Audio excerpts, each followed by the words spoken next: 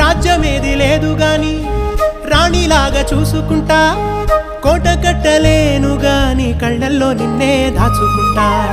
రాత ఎట్లా రాసి ఉన్నా ఆ మార్చి నీతో రాసుకుంటా. స్వర్గమంటూ ఉన్నదంటే అది నీతోనే ప్రతిరోజు పంచుకుంటా.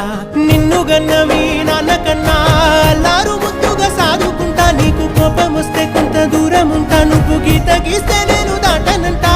కంట నీరు కంటి రెప్ప దాటకుండా కాటుకై కావాలుంటా.